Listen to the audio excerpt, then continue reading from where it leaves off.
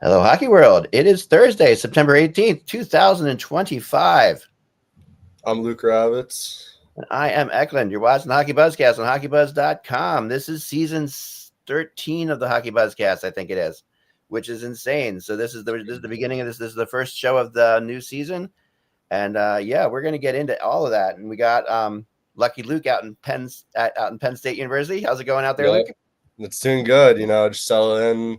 Football season's happening right now. Just getting ready for hockey season coming soon. The campus is buzzing about the team this year. It's gonna be great stuff going on over here. So what's the deal playing Villanova in football? Yeah, I don't know what the deal with that scheduling was. Definitely wasn't a fun game to watch, but we got whiteout coming in a few weeks. Against Oregon. So top 5 teams. So it's gonna be a great atmosphere, great game. I'm looking forward to that. Oregon, they're fun to watch. Oregon's fun to watch. Great time. That's gonna be a great game. Have you been to both games? No, I haven't been to any of the games yet. I'm saving for the whiteout. So there you go. I'll be in attendance for that one. Excellent. Yes. All right. So have you seen Gavin McKenna walking around campus? No, but actually, speaking of the Villanova game, me and my buddies all went to the tailgates and we went separately. And I got a text from them on their way to the tailgates. They were walking by Pecula Ice Arena where the hockey team plays, and they saw Gavin walk out from a workout and snagged a picture with them. So I was a little bit jealous of that. But yeah, it's crazy though. Like the buzz around McKenna on campus is pretty insane. Like I have a bunch of buddies who don't really know much about hockey, especially college hockey to begin with. Yeah, right. And they're all on board with McKenna and the hockey team this year. So it's just very exciting for the school and the program to see how far it's come. Big year though, big expectations. Huge. It's gonna be crazy. I know the season tickets went on sale today. It was like 6-7 in the morning, and I couldn't wake up for it. But apparently they sold out in like 1 to 2 minutes. I think it's insane. Yeah, I saw on their Instagram. That's awesome, and that's a cool arena too. Like it's really awesome. Yeah. What size? How many people fit in that arena roughly? I think it's around 8,000. Yeah, that's what I was. Let me double check. I think probably like a little under 10, right? Yeah. Capacity. It's around like 6,000. So okay, a little bit under, but it's perfect for a college. Oh, that's a heck of a place to game. It's awesome. 6,000 people. That's just. Everything's basically you're looking at the bottom level of an arena. Yeah, yeah, and then like it's filled pretty much every game. Yeah, I know every game this year is gonna be sold out. I'm looking forward to going to a lot of them. Oh yeah. But you'll be covering for the team, which will be a lot of fun. And exactly, yeah, I'm gonna be covering a lot from the team this year. Yep. So and then if you guys didn't know, I just posted my Hockey East players to look out for this year, and next is gonna be. I'm trying to think about who I want to do next because I kind of want to save the Big Ten for last. I think I'm gonna do the NCHC because there's also a lot of good players in there. But just look out for that if you're interested in knowing who the best players of each conference are. Yeah, it's great. I love it because you put into these guys got drafted by these teams, and so NHL if you're not even a college hockey fan, like NHL fans, you'll totally. And it's a huge year for college hockey as well. I mean, you have all these Canadians coming from the CHL. And a lot of them who are first round draft picks from either last year or the year before. And it just feels like it's all coming together for college hockey right now. And it's just, I think a lot of games are going to be on national TV this year. And then we'll be able to see everyone in the World Juniors in Minnesota this year too. So that's gonna be something too. I might go out for that. I want to go to the World. I've never done a World Juniors. I'm really tempted to do it.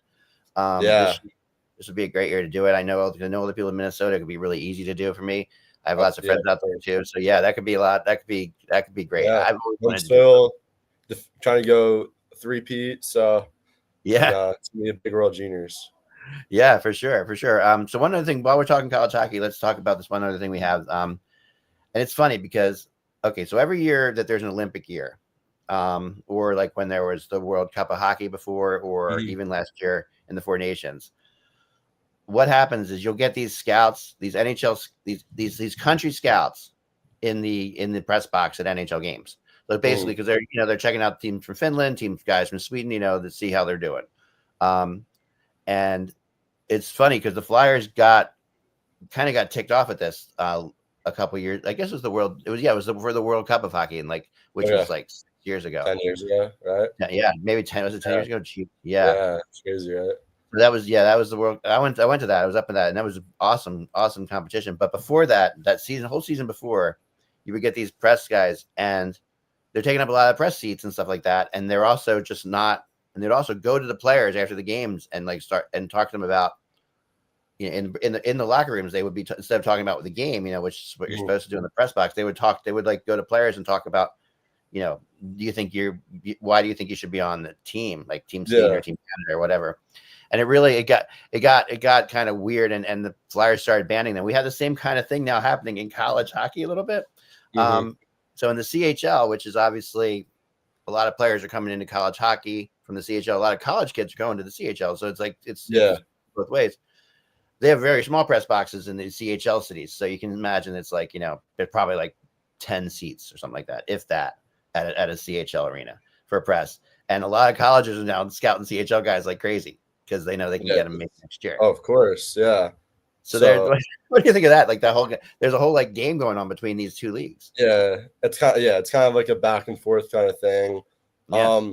From my point of view, I don't really see this as a huge issue. My whole thing about this whole CHL NCAA thing is that I think that the CHL is gonna get a lot younger.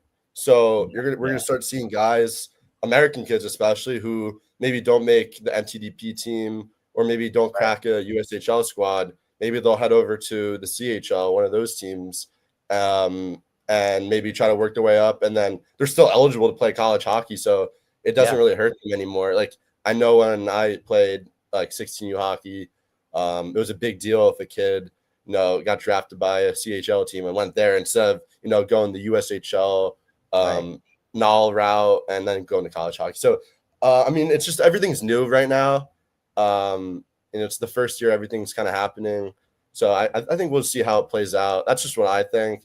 I think college, a lot of the even top Canadians are just going to play a few years, 2 or 3 years in CHL, and then transfer over to college hockey. Because I just think we've seen that this is the best development for a lot of top NHL players now. Go in the NCAA route. Macklin Celebrini is another Canadian, for example, that went a year early to college, dominated. Cale Makar, Makar, exactly. Jonathan Taves. We've seen these guys do it, and now it's just kind of the next generation, like McKenna. I know Michigan State has a few good Canadians. Michigan, it's a lot of the Big Ten schools, but it's going to be just a great year for college hockey. And then in terms of CHL wise, I don't know. I just feel like a lot of the GMs of the CHL teams are pretty angry and frustrated from what I've seen. And I know I saw the other day on Twitter, maybe it was a few weeks ago, a kid was supposed to report to camp for, I forget which team it was. I think it was in the OHL. And then he committed to Michigan and left and went to Michigan. Yeah. It was a month ago. So I could definitely see why they're ticked off. Get upset with that. Yeah. But I don't know. I think everything is just kind of new. You got to do what's best for the kid. Every kid's got to do what's best for him. It's that's the reality of the situation. And for years, the CHL has been a problem with. And listen, the CHL is a great, the great leagues, a great history, obviously. Between the Q and all the different leagues that they're up there, but there's always been an issue with them not wanting to lose their star players too soon, and that's the reason why guys like Jet Lachenko can't play in the AHL. Yeah. That's something that the CHL did to the NHL for years. And to me, that's not what's best for the kid. You know what I mean? And at the end of the day, if he can go to college, that's even better. He goes to college, gets more practice, gets some classes in, hopefully. Yeah. Yeah. Exactly. And you got a nice facility. Right. I think college hockey is just all about development. There's way more practice in the CHL. The CHL way more practice. There's 2 games a week. You get to kind of live that college experience, and like especially if you're a top player now. I mean, you're gonna get paid a lot of money, like what you've seen with McKenna and Porter Martone. But I mean, I don't see anything wrong with what these kids are doing. They're just doing what's best for them, and you can't hate on them for it. Yeah, you can't. You really can't. And that's I've always had an issue with the CHL with that, because it's like it doesn't make any sense for Lichenko to go back last year and play another year in the juniors. You know, like he's ready for the AHL. Like he made the NHL team. He could have played in the AHL. Mm-hmm. You know, so it's like, and so I think this is best of all worlds. And you know, I know a lot of college hockey players, you know, are upset about it too, because obviously you're losing spots at Penn State. Yeah, no, I mean, but that's what happens in every sport and every level. Like you're gonna have some guys who are coming in from another team who are really good. At the end of the day, like the coach is trying to make the team better. And here's the thing about that. Here's the thing. I talked to somebody about this. You'll like this idea. So my daughter, when she was at Lehigh, was in a sorority with Abby Schneider, her name is. And Abby Schneider is Matthew Schneider, the old NHL player's daughter. Matthew Schneider played for the Islanders, played for the Rangers, and is a big USA hockey guy and really big about college hockey. And one of his goals has been to like get like the SCU involved, like to go down to like Florida State. SEC. Go down. SEC. Sorry, SEC. SEC. No, I don't know college. The SEC. Go down to Florida State. Go down to all those big campuses down there. And I think I remember talking about it last time we talked about college hockey. I think if these SEC teams and these ACC teams get college hockey teams, it would be booming there. Like they have all these unreal club teams, and like they pack the rank. It's a great atmosphere. They don't know much about hockey, but they go to a game and they love it. The Stanley Cup has been like so much money too. Right. I mean, the Stanley Cup's been in Florida for a decade, basically. Yeah. I mean, think about it. I mean, they know hockey now down there, and it's like it's like it's picking up big time. And when you talk about these kids who get knocked out of the Penn State rosters, or the kids get knocked out of these tops, there's so many other colleges in this country that could support hockey, that there should be more spaces than ever. You know what I mean? There should be more places to play than ever. Yeah. At the end of the day, it just comes down to like donors and like for example, Penn State 15 years ago got a donation from Terry Pegula, who owns Sabres and the Bills. So I mean, all it takes is that one alum who kind of just puts their foot forward and lets it go. But I think that'd be great, especially for I mean, there's the college sports, you know, like, and it's obviously football. You know, they've maxed out in the SEC. Obviously, there's the maxed out football. I mean, and, they have so much money though, so they have so much money. That's the thing, and and you know, it is about the donor program is a whole nother debate, you know, how that works and how people are buying like players now. Individuals are buying players, which is like crazy. It's a crazy world, but I think it's kind of exciting at the same time, because you can kind of see how these players kind of deal with it. You know who the stars are going to be that will go to the next level, that can deal with the pressure. So I mean, that's my stance on it. I think you have the same one. So I do. I really do. I want to see as an American hockey writer, you know, and as an American like person who fought for the American side of this, you know, I love obviously college hockey is a big thing, and to me, the fact that it's on TV, it gets more and more on TV. It just boosts the sport in general. Like the sport in general goes up, right? So that's to me boost the sport of hockey. You know, get like Butcher Grouse and Weeks who do such a good job, you know, and kind of thing. You know, so Zach in the comments asked why Pegula doesn't care about the Sabres as much, the fans more. I agree with you. I just think that like he also owns the Bills, so I mean, if you own an NFL franchise, it's worth billions of dollars, and like the Bills are one of the best teams in the NFL right now. The MVP of the league. So I mean, I don't know. He should care about the Sabres. I mean, you see what happens when their players leave their program. They go on to win cups. So no, and Zach's our great writer. Zach writes for us too, and we got to get you on the podcast soon, Zach. But the other thing about that is, you know, Pegula is a hockey guy first, like before football. Like and you can see, and having talked to him in the past, like that is his thing. He loves hockey. He absolutely, I mean, the arena in Penn State. is a perfect example of that. And he, was a big savior to the Sabres at the time that he bought the team. If you remember back, it's a long time ago. But him and his wife had a big deal with that. And I really think that moving forward, I don't think that Spagula doesn't care about the Sabres. I think that they've made some bad decisions. As far as. And then I feel like Buffalo's a pretty big hockey town too. Like it's an enormous hockey town. Luke, when it's the best, it's up there with anything. Like if you look at the hockey television ratings, even today, for the Stanley Cup, and you look at the towns around the country, besides the teams that are involved in the Cup itself, Buffalo's always like 2 or 3 in the ratings. Sure, yeah. And it's a shame to see like their stadium empty half the games. Like, yeah, I mean it's a Canadian town in America, basically. Yeah, is what 100%, 100%. And that's right over the border. So right over the border, that's the vibe it has. Yeah. There's a lot of Canadian Sabres fans. There's a lot. When the Leafs come there's a lot of Leaf fans there, of course. But it's like it's such a great hockey town, and it's since like the departure of like Briere and Drury way back when. Yeah. They have had very little to talk, and it sucks. It's just they have some good guys on their team too. They do, and they're getting better. I mean, their defense is as good as pretty solid. Yeah. I mean, think about. I mean, sucks Turk is gone now. Yeah, but think about how long it takes for defensemen to develop. So these guys are coming into their prime now. Those guys. Yeah, Dahlin's definitely in his prime for sure. Oh yeah, Dahlin, and then you're gonna see it, and for sure. They got Byron still too. Yeah. I mean, we thought we were going to trade him, but they didn't. Yeah. So, what is this? What's this other? What's Zach's next question there? After, could you read that for me, Luke? I'm sorry. Yeah, he said after the summer is this Hudson flip to Canada after not being invited to USA. I saw actually a clip from him yesterday in an interview. Someone asked about it because his dad said something on the radio, and he said he's USA hockey through and through. Yeah. He played in the US his whole life. Played for the NTDP. Did he play Worlds? Yeah. I don't think he played Worlds. Did he? Maybe a few years ago. No, he did play World Juniors once. Yeah. Yeah. No, men's Worlds. Oh, the men's Worlds. No, we don't. Did he not play? Did he? He might have. I think he played 2 years ago. I'm pretty sure.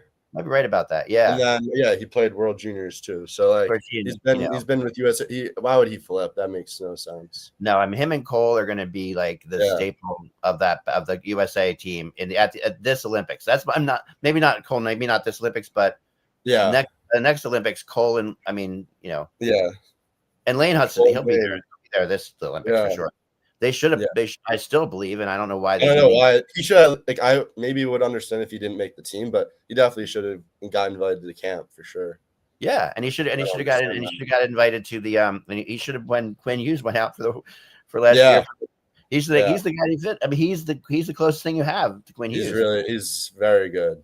Very good. Yeah, he's amazing. And now, would you trade him for Crosby? That's the question we'll get to in a second. All right. So first of all, we're going to start off with where we start off with the college hockey, which is always just fantastic. Luke's got such great information. So thank you. We're going to go down on to McDavid, the saga of Connor McDavid and what is really happening there. And before we get into all the rumors, I wanted to do kind of what I did in my blog today, which is lay out what you need to know when you're looking at rumors. It's like a little rumor lesson from a person who's been doing rumors for 20 years. I've learned a lot of stupid things about it. All right. So here's one thing. It's all about motivation. So anything that comes out that is shared to me, for example, but if I'm talking to somebody in the league or some GM or whatever, he tells me something, I need to know his motivation for telling me that. Like, why would he tell me that? Why would anybody tell anybody anything unless there was a reason to tell them that? And yet you have to remember, they're not just your friends. I mean, I have a few guys that are my friends that want me to do well, maybe and want Hockey Buzz to succeed. There's like 4 or 5 of those people, but I talked about, I think I like my latest list is 370 people. I went through the other day. So most of them, they're trying to get information from me at the same time. So they might try to get motivation from the person. So when a person puts out a rumor, what I'm trying to say is when a reporter writes a rumor, one, it's important to know who his best sources are, which, is something that you can figure out if you follow him over time. Like Elliot Friedman has a big connection in Toronto. Elliot and Pittsburgh now. Why? Because who's the general manager of the Pittsburgh Penguins? Gibas, I used to be the general manager of the Toronto Maple Leafs. Yeah. So these are things you can remember. So motivation, also that every rumor has an expiration date. Like it's said, if someone tells me it, that's what's going on right now. But one phone call could change all that. Exactly. Yeah. I don't know. So either way, so these are things that we get into these McDavid and Crosby stuff. It's kind of important to remember that, and I'll try to mention if I know the motivations by some of these things. But starting with McDavid, his agent is also, believe it or not, the same agent as Carter Hart, which we'll talk about. Interesting. Okay. Yeah, they have the same agent, and the first time I've actually talked to this guy was recently about Carter Hart, and I didn't even realize at the time he was also McDavid's agent. Yeah. But he is, and he's a good guy. He's a good guy, and he has been, he has basically been, in my opinion, has been telling McDavid to just say whatever you can say to get people not talk about this. Yeah. No, yeah. I'm sure that's the last thing McDavid wants. So. Right. Like this, because it's the first thing people are going to ask him, of course, because it's a huge story. Like the Prime Minister of Canada. Yeah. Yeah. Made a plea. You see that? Talking about him. Yeah. He makes a plea for McDavid to stay and bring the cup back to Canada. That's the worst thing he could have done, by the way, because the one pressure that McDavid has is that's really weighing on him is bringing the cup back to Canada, and he can't do it by himself. And he's tried in Edmonton to do it by himself for 2 years in a row.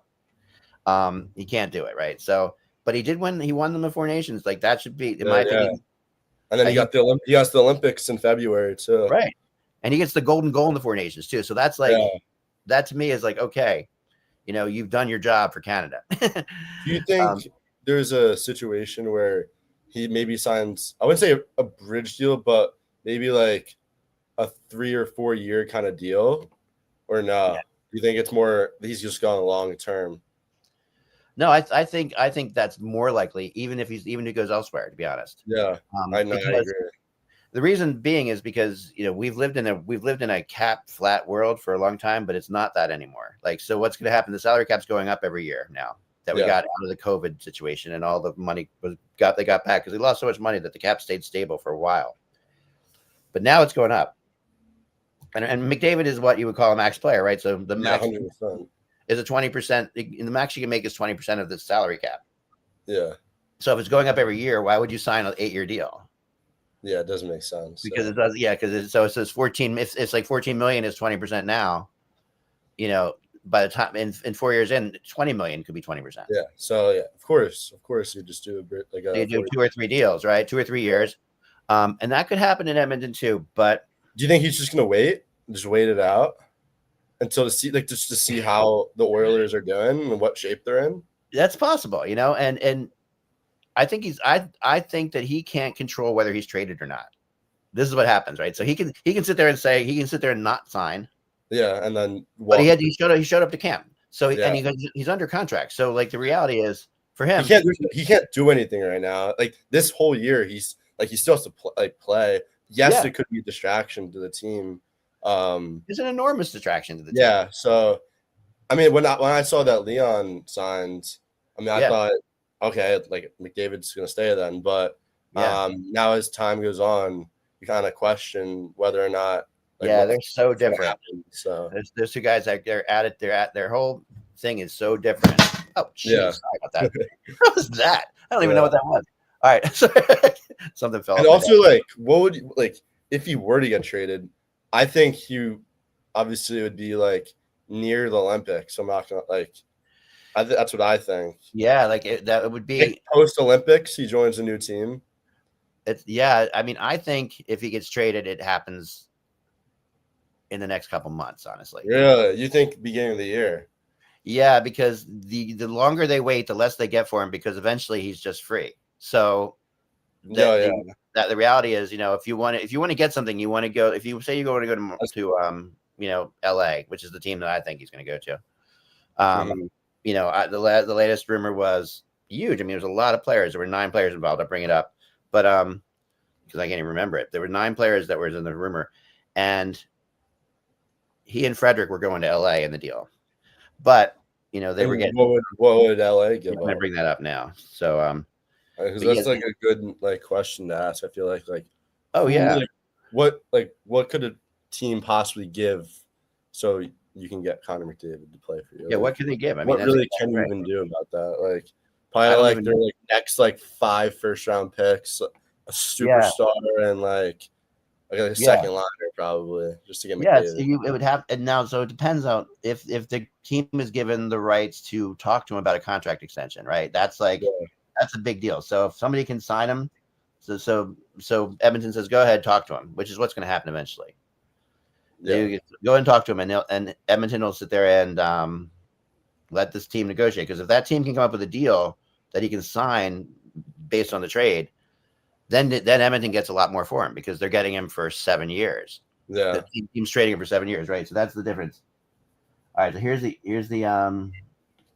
latest deal. This is the tempting deal that I was told by a really good source in LA. Here it is. Latest Kings offer. Okay, tempts the Oilers. Ready? So here's the trade. Here's the trade. Quinton Byfield, Adrian Kempe, Philip Deneau, Brant Clark, Jesus, and a first, second, and a second in 2027 for McDavid and Frederick. Trent Frederick. Wow. Yep. I mean, that would probably break like hockey internet probably. Oh no! Can you imagine if Gretzky was traded when the internet was around? Oh my God. I mean, if you were the LA Kings, like within the next like 2-3 years, like you have to win a cup, or or else that trade's just. I mean, like obviously you're getting McDavid, but when you're trading that many players away, like those guys are like kind of the Kings' future, like Brant Clark, Quinn Byfield. Who else? You said Deneau. He's kind of old. Deneau and Kempe. Kempe's Kempe is great too. He's one of their best players. I mean, you have to do that if you're the King, obviously, but like, that's what you have to pull you kind of put in a position where, okay, now you have to win the cup within the next 2-3 years. Yeah, so. And it's all or nothing. Now, if you remember, you don't remember this, but in Gretzky's trade, the history of the Gretzky trade was that Edmonton was running out of money. So part of the Gretzky trade was $20 million that came from LA to Edmonton. Mm. Can't do that anymore. Of course. You're not allowed to do that. You're not allowed to do that anymore, and that's not a situation that's going on here. But because the teams are in better shape now. But so that's why the Gretzky trade was very lopsided. But there was also $20 million in it, which was like vitally important to keep the Oilers going. This one, I mean, so you would get in Dano and Byfield, you get two centers.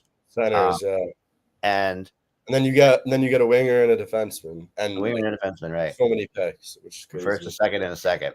So I mean, yeah. And if you're an Oilers fan, like obviously losing probably the best player of all time definitely sucks. But like, if you were like the thing about the long run, like you're still getting a lot of value out of that too. You really are, and like it's also like you may be setting yourself back definitely a little bit too. Though you're like McDavid definitely, him and Draisaitl together and Bouchard kind of took them where they need to be. They just and if you subtract McDavid of that situation, like I think they're still a playoff team with that trade. I think they're definitely still a playoff team. I think so too. Like, and I think what I like about the world anymore. On the Edmonton side of it, like I like getting Deneau because they don't have a guy like that. Like he's their fourth, he's your checking center. Like they don't have that really. I mean, they've got Nugent Hopkins, right? But Deneau is like really specific guy. Kempe is also an unrestricted free agent coming up, so he's going to be like so the Kings are going to have to sign him to a big deal, or so this is a lot of this also is to make the salary cap work because you're going to have to give up. McDavid already makes what 14 now or something like that. So, around there. Yeah. So and then and Frederick is not. He's also like $3 million, I think. So Clark's up for a new contract. Yeah, I think he has pretty big potential. Yeah, I mean he's an RFA, so he doesn't have much hope. He doesn't have much hope to buy like a big contract, but he's going to be because he's just off his rookie deal. Byfield's been like good, but has he been like what everybody thought he would be? I mean, this is the year I kind of feel like he needs to improve. Right, like he's exactly. I'm with you on that. Like this is his year, right? You kind of saw like Lafreniere sort of take that jump a little bit. I think like they were the 1-2 that one draft. Like, have they performed to be a 1-2? Like, I don't know, but they definitely can. They have the talent for sure. We've seen glimpses of that. Yeah, no, they do. Before Kempe wasn't in the trade, and the original trade I heard, Kempe wasn't in it, but they had the one prospect, one of their goalie prospects was in it. George or something like that. I'm trying to remember who. I think it was. They have a couple good ones, but and I was excited because I'm like McDavid with Kempe. That to me would be like that's what you want, right? Like that's the guy you want to play with. Elite, yeah. So I don't know who would end up playing with McDavid. That's the one question I have, but. Apparently, there's also the fact of the matter of his like wife who is, does have like a big business in like cosmetics and like does like lots of like big high level parties and stuff like that for the cosmetics. And that's a lot easier to do in LA than it is in Edmonton. There's much more opportunity going on for sure.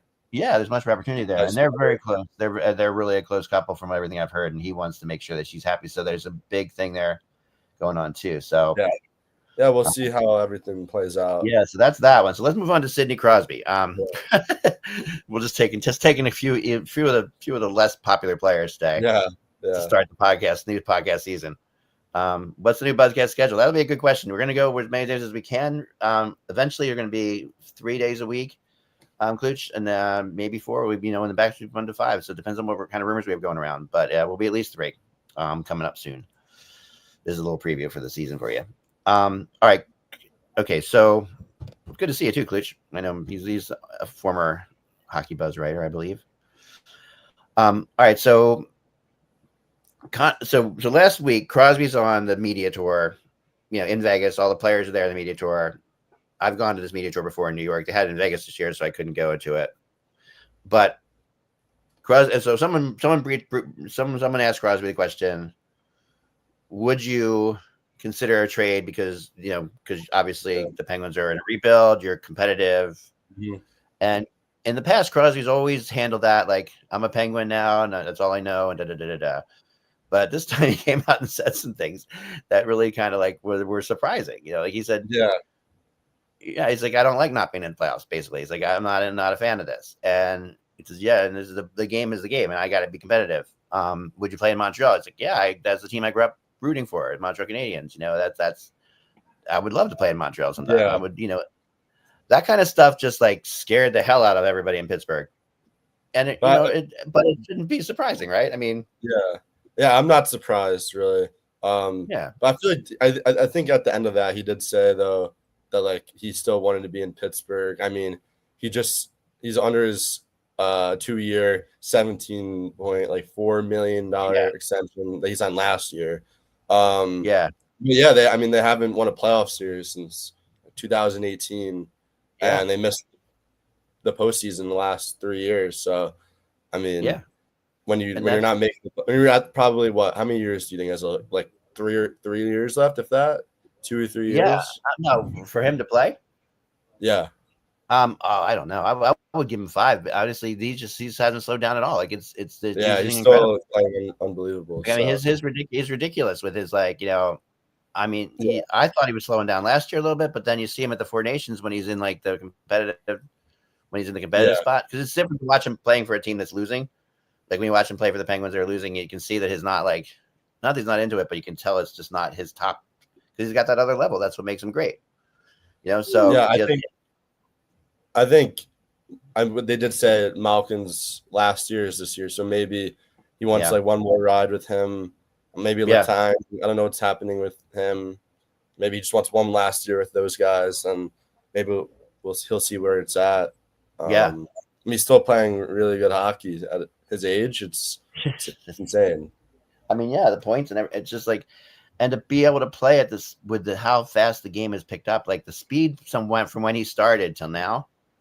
Is in NHL, like I've covered that NHL, it's like unbelievable the difference. Like, and it also kind of started with Vegas playing faster hockey, and that's why I always say that the Vegas Golden Knights, why they did that rookie year, they played fast hockey, and after that, everybody played fast hockey, and now it's like the game's so fast. It's so fast, and that's one thing with age that goes away is some of your speed.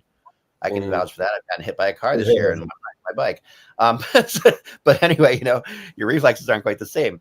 But I just that's crazy. So then what comes out in the last day or so is the insiders, the LeBrons and Freedmans of the world, come out and say that Crosby is definitely not going to be traded in the season this year. Like he's going to be a Penguin this whole year, no matter what. Because a lot of people thought like maybe after the Olympics that he would join Nathan McKinnon, in Colorado. Yeah, that was like what we were thinking that was going to happen. So they come out and they say this. Now you got to remember again who these people are: Toronto-based people, and they are also very good friends with Kyle Dubas, who wants them to for sure put out there that Connor's not going. I mean, not Connor. That Crosby's not. Sidney's not going anywhere. Yeah, because we're also selling tickets. Remember, that's also out there. You're selling tickets, and you're selling you want your players on your team who many of them have come there because Crosby's there. Like the free agents. You don't want any of them questioning whether or not Crosby's going to be gone in the middle of the year. So they put out this narrative. Yeah, but I'm not quite buying it. I don't know either. Because Montreal is, I think they're in for another good year too with their young core. They have a really good young core going. And you would hate to see them blow it up for Crosby. Like that's one thing we're a little worried about because as good as Crosby is, like okay, if you're going to get Crosby, is Hudson going to have to be in the deal? Yeah, I think the three like untouchables are Hudson, Caulfield, and Demidov probably. Yeah, I think you can't touch those guys. Those are that's your future right there. So I think only Hudson. You think? I think he's the only untouchable. Like I think that as much as because you're getting Sidney Crosby, like you got to put this into perspective, right? So he's still and if you're making this deal, you have to give them something. The Penguins can't get away with moving him without getting something back. I mean, yeah, and they're also in a rebuild, so like they want someone young and good. I mean, Davidov would definitely be involved. In my opinion, he's the perfect person to put in there because he could go either way. Still, he's still like I mean, the first game I saw him play, I was like freaking blown away by him when he came in his rookie game. But after that, he was sort of like, he kind of fell off. It was okay, but he wasn't like. I've seen some clips of him this training camp where it was a rookie camp and he looked really good. Yeah, really. I mean, yeah, people were telling me 2 years ago that he was twice as good as Mitch Cup, which I was like, whoa. We'll see this year. We'll find out, right? But because I mean, Mitch had a unbelievable rookie year last year. Did, considering what he went through too, like with all the coaching. So, so what happens? So I honestly think that yes, that is again. Remember what I said before, like about expiration dates on things. Yeah. So, Dubas can say right now that Crosby's not going anywhere, but there is an expiration date on that. And should the Penguins fall apart and be like a really not a good team at all, and be like second to last or third to last in the league, come the Olympics, there's no way that we're not going to hear rumors about Crosby being moved. It's going to happen, So you can't get around that. It's just going to happen for sure.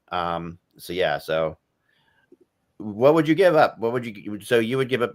Would you agree with Davidov then? I feel like I think Caulfield would be part of that deal because I think if they're that bad, they're gonna get. I think they're gonna get McKenna. I really do. Yeah. I think it's like giving out. It feels like the hockey gods. Yeah, I mean, I'm obviously not in favor of that as a Flyers fan, but I think he came to Penn State. He's like hour and a half, 2 hours away from Pittsburgh. Well, they're gonna know not that good this year. NHL's probably gonna find a way to, Yeah, now you're going down conspiracy theory route. Yeah. But I mean, telling the Flyers fan who goes back way further than you, like, since 1984, they had Mario, Yaromir, Sid, in a row, right? And now what? McKenna, and if that happens, it's just like that's like literally 30 years of having a superstar on your team all the time. There are some teams that have never had a superstar ever. Yeah. I mean, pick they've had good players, but like Carolina. Has Carolina had a superstar? No, I don't think they've had a superstar. I mean, they've had some really good players. Yeah. but we're talking about like the top player in the league has been on the Penguins for like almost 40 years. It's crazy. For more than 40 years, because 84. They destroy the Flyers. I think Crosby has more goals against the Flyers than he does. He does. And Lemieux had the same kind of thing. Yeah. And I remember back to even before 84. That's how freaking old I am. Where the Penguins lost, I think it was like 35 straight games in Philadelphia without winning before Mario Lemieux. Like there was a time when the Penguins were really bad, and they couldn't win in Philly at all. Hopefully, that's bringing those days back. But that changed. Yeah. We'll see about that. Yeah. All right. So now I want to move on to Kaprizov, Kirill Kaprizov. Yeah. Last week again. It looks bad. He didn't though. So Frank Saravelli comes out and says in the morning that he turns down an offer, and I said the same thing because I heard the same thing. But then Bill Guerin debunks that right away. Bill Guerin's the GM of the team. He says that he hasn't turned down an offer. Then I get it from a really good source that's they're connected with Guerin and the whole 9 yards that he only turned down parts of the offer. Okay. Oh yeah, I did see that.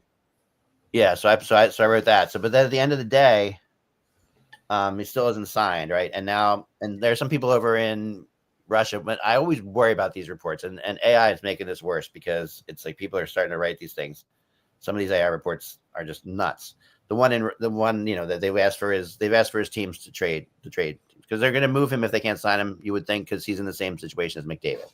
Yeah, exactly. But the difference with him is he has like sort of let it be known, and I have friends of his. Like I know some friends of his. Like I knew with John Tavares that he was going to eventually end up in Toronto, like years before he did.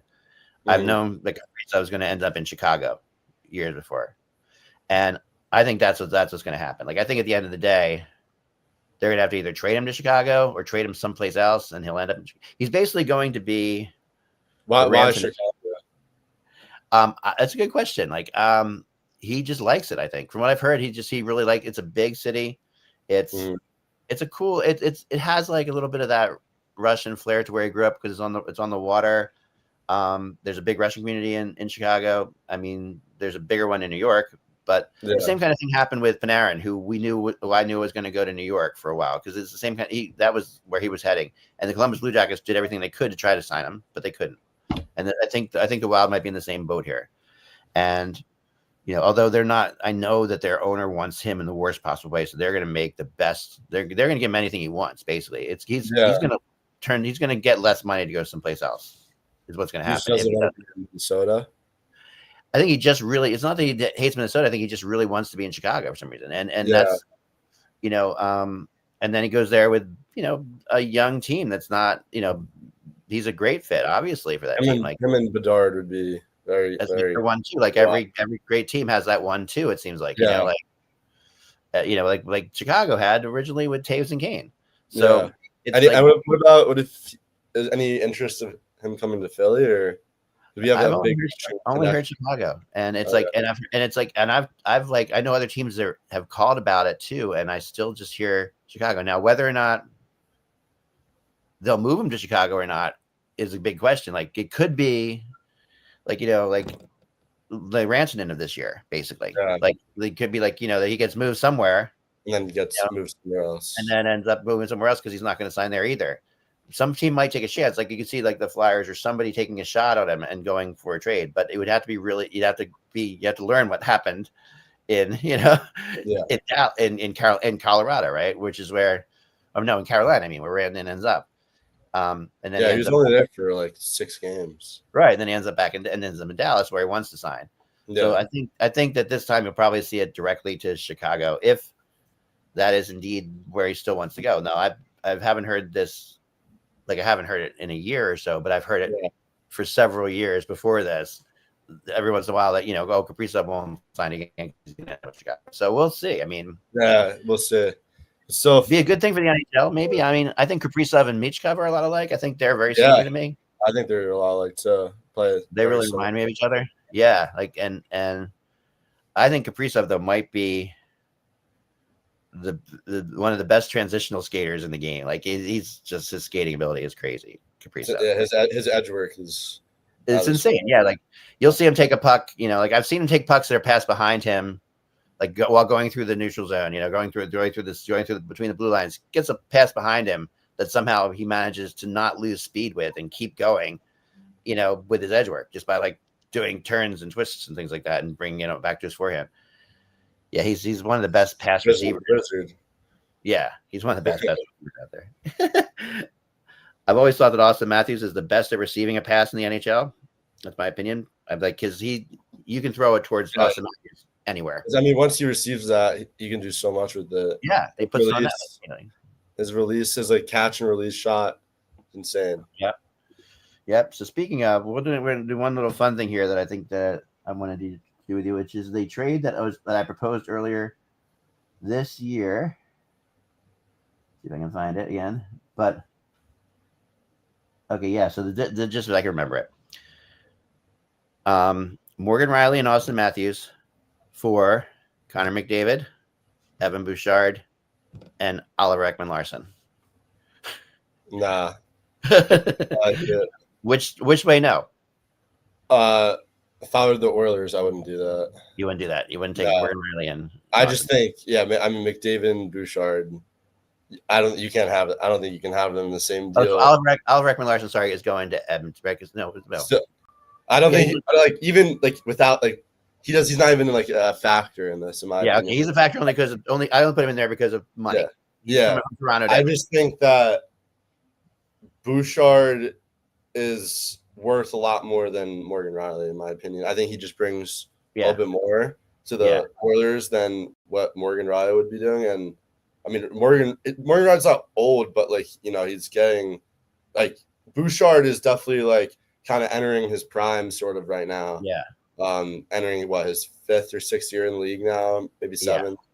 And then, I mean, the McDavid Matthews thing, both extremely valuable, but I think the trade just wouldn't work out with Bouchard involved and Riley. Yeah, I mean, it's here's the thing about Bouchard to me is very polarizing. As good as he is, got the great shot, he's had great playoffs. His statistics in the regular season are not what you'd expect. His playoff statistics are crazy good. He signed for a hell of a lot of money. Yeah. He also makes some really bad mistakes. He's a he's a way bigger defensive liability. Oh yeah, I think Morgan's definitely a better all around. Yeah, all around and defensive guy, but that offensive threat that Bouchard brings, especially when you're in the playoffs and you need a power play goal. I mean, his slap shot or a shot from the point, I think most of the time he goes in.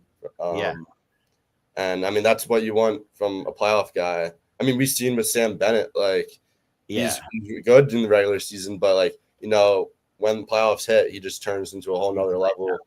And that's why he's getting paid the big bucks. Exactly. He's like the modern day Briere. Yeah. Just in that ability of just finding another level in the playoffs all the time. Yeah. Like what Briere did when he was younger, which is crazy. For sure. But, so that's that to me is it's interesting because obviously Matthews versus McDavid, both superstars, so both superstar quality. Both have some issues. You know what I mean? They're both they are mentally, I wouldn't call either of them a stalwart. I wouldn't say either of them is Draisaitl, I think is mentally solid. Yeah. Matthews and McDavid. I don't know. I don't know with Matthews and McDavid. Matthews has come up small at times, I think, and so is McDavid. And McDavid not small so much, but McDavid is jeez. I'm sorry, my place is falling apart here. I got to put this light back up here. Sorry. All right. That was cool. Anyway, I'm with you on. I mean, I'm with you. I wouldn't make the trade either. I think I'm not as big a Bouchard fan as most people are, which is why I think it's a little bit more fair than most people would think it is. But I just think that that's not. It's not going to happen. But I also don't think that McDavid will play anywhere in Canada. I don't think so either. I think this is it. He'll play it in maybe one more year, and that'll be that. I agree with you. Move on. But I think that's all the time we have for today, Luke. But this was a fast hour of talking hockey. Yeah, it's great. looking forward to joining again. Oh wait, we got to talk Carter Hart real quickly. Sorry. Oh yeah. Let's go to Carter Hart real fast before we get out of here. Recent news on him. I saw Flyers done with him, and then I also saw Oilers are not interested in him either. Yeah, I know him a little bit. So I think that here's the thing with him. He would have come back to Philadelphia, I think, if the internet didn't exist. Oh yeah. Because here's the issue is this, that when he, and then just because of what happened was when he, left the team, Flyers fans got pissed off and he got a lot of bad, like, you let us down, you're supposed to be the goalie of the future, and a lot of bad vibes from the Philadelphia fans. Like, he was okay when he left the team coming back. Yeah. But I think that all those vibes that, like, Flyers fans get ticked off, which is understandable. Yeah, 100%. And it's understandable. But even if he's acquitted, it's still they got mad because he was a huge piece. Like, he is really 100%. did set the Flyers back a couple years, like, no question about it. I 100% agree. So that sucks. Yeah, and that's because we're in dire need of a true starter, and we haven't had one like 10, 15 years. 20 years. I don't know. Like, people asked me that the other day, and I'm trying to remember the last one I really thought was really good was maybe Marty Biron, who I thought was really good. But that's like you really have to go back to Hextall practically. Yeah, maybe like try to get Trey Augustine or something. Like, and they are a little bit set up with goalies though. Right now the two goalies they have on their team are both backups. Like Vladar and Ersson, in my opinion, are backups. Right? Yeah. Wait, who was the first one you said? They're kind of set up with goalies moving forward though, because some of the younger goalies that they have coming, like Bjornsson, but not him as much as Z. What's his name? I can't remember his name. Zagarin. No, the one we got from the Flames. No, not him, not Vladar. No, Zagarin. Trevor. I always get Zagaris and Zagarin mixed up. But anyway, this kid's a 19-year-old goalie in Russia. Oh yeah. Playing compared to Shesterkin, right? He played last year in the KHL. Yeah, he's hitting like numbers like Shesterkin had, but he's at 19, doing it at 19. And he's still over there, right? He's still over there, and he'll be over there for this season and probably next season. But it's possible the Flyers could actually, pull him out earlier, like they did with Michkov. What we do with Michkov? Yeah, and this kid is so Bjornsson and the other who else? Oh, and Kolosov. Sorry. Oh yeah, Kolosov. Yeah, they're the two guys at the Phantoms. Now, in my opinion, I think Bjornsson's really good, actually. But I think Kolosov has the potential to be good. Like, if he can just get his head straight, he has the athleticism to be good. I think both of those have a better chance of being first string goalies than either the two that are in the NHL right now. I agree. Right? Like, Ersson can make some big time stops, but he's just not consistent at all. Yeah, exactly. I think he led the most goals in the league last year. Yeah, he might have, and that's not really his fault necessarily. No, our defense was horrible last year. Yeah, but at the same time, like, the whole thing is like, so if they bring in but this Zagarin kid is the real deal though. Yeah. So obviously Carter Hart would have come if Carter Hart had come back, and it's not, by the way, eliminated from Philadelphia. Like, a lot of people think it's eliminated completely. I think what's going on is like his, first of all, I don't even want to get into the NHL, the stupid suspension thing. I think that made no sense. Yeah, it doesn't make sense. They lost a year and a half, these guys. October. No, he can start talking to teams October 1st. He can talk to teams now. Sign October 1st, and then he would be able to play December 1st, right? Right. December 1st, October 15th is he can sign October 15th. It doesn't really matter because it's like same. Like, when I talked to the Flyers about this, they're like, I actually brought up the point, and one of them got back to me like, I didn't even think about that. It's like, how can you sign a goalie that you want to be on your team as your goalie on October 15th? Like, the whole training camp, and you're putting this together. Like, you're putting this whole and then you can't even play until December, like halfway, like almost a little under half of the year.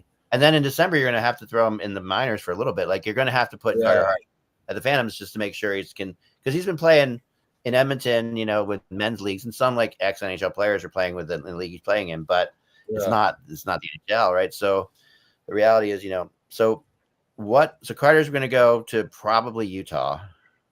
Okay. I can see that for sure. Yeah. Which is weird because a lot of people said I only want to play for a contender, and that's not a contender. That's true. It's not a contender, but it also is. He's an Edmonton kid. So if you're going to play in the States, it's probably about the closest you can get. Yeah. So Yeah. like No. and he does after all he's been through, he's still young. Like, and he still acts young when you talk. So it's like, to me, he wants to be close to his family. Like in Utah, Yeah, it's after not all he's been far. through, What right? about It's not that far. Seattle? Seattle's another one, but that's also up there, I think. But I think that they have that other kid, Joey DeCord, right? Is that who it is? Yeah, Decord. That they really like. Yeah. I mean, He's there's good. really not much going on with the goaltending in Utah. I mean, he can go in there and become the starter. I agree. Yeah. For sure. I also have heard Carolina mentioned with him. I did see that. Yeah, I did see Carolina. That's in the mix. Yeah, they're in the mix too, and I think that would make a lot of sense for Carolina, and it would be probably the best team he could sign with. Like that, if you think about the teams that are contenders, like, because I know he doesn't want to play in Canada because it was too big of a story up there. It just was. Yeah, you can't. I mean, I have CNN Canada, right? So the day that the verdict was being handed out, I had CNN Canada on my television, and the whole day, like, while CNN in the US was talking about Trump and everything else that was happening in the world, CNN Canada the whole day was nothing but talking about this. That's how big it was. You got to get that perspective. Like that's all it was like, like all like the courtroom room sketches of people, like, and all that stuff's coming up. And Carter Hart said this and and it's just like people, they were getting the news as it was happening. It was giant. It was crazy. Giant, and whatever. So yeah, so so if you wanted to play for a contender, I kept saying, well, who's a contender in the States? Yeah, Carolina's a big contender. Big. They're probably the only one that needs a goalie, like that you can think of them. But I mean, Freddie. Yeah, they have Freddie. I think he's getting older. I mean, yeah.